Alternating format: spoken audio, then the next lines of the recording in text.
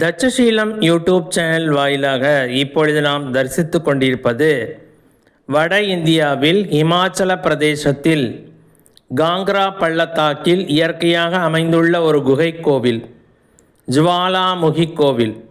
51 சக்தி பீடங்களுள் ஒன்று. சிவபெருமானின் பத்தினியான தாக்ஷாயினியின் நாக்கு விழுந்ததாக கூறப்படும் இடம்.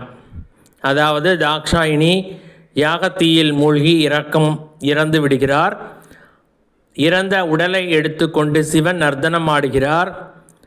விஷ்ணு சக்கரத்தை ஏவி அந்த பாகங்களை 51 பாகங்களாக பிரித்து உடலை பல இடங்களில், இந்தியாவில் பல இடங்களில் விழும்படி செய்கிறார். அவ்வாறு நாக்கு விழுந்த இடமே ஜுவாலாமுகி என்று அறியப்படுகிறது. இங்கே இயற்கையாக 9 சுடர்கள் தானாக எரிந்து கொண்டிருக்கின்றன. எண்ணெய் இல்லை, திரி இல்லை, நெய் இல்லை, ஆனால் தீபங்கள் எரிகின்றன.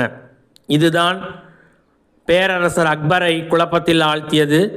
அவர் வந்து தண்ணீர் ஊற்றி அனைத்தும் தீபம் எரிந்து கொண்டே இருந்ததால் தங்க குடை ஒன்றை அம்மனுக்கு காணிக்கையாக செலுத்திவிட்டு சென்றார். பிரிட்டிஷாரும் தன்னாலான முயற்சிகளை செய்து தீபம் எவ்வாறு எரிகிறது என்று கண்டுபிடிக்க முயன்றார்கள். அவர்களாலும் ஒன்றும் முடியவில்லை. 51 சக்தி பீடங்களுள் ஒன்றாக கருதப்படும் தாக்ஷாயினி தேவியின் நாக்கு விழுந்த இடமே ஜுவாலாமுகி. ஓம் சக்தி பராசக்தி, ஓம் சக்தி பராசக்தி.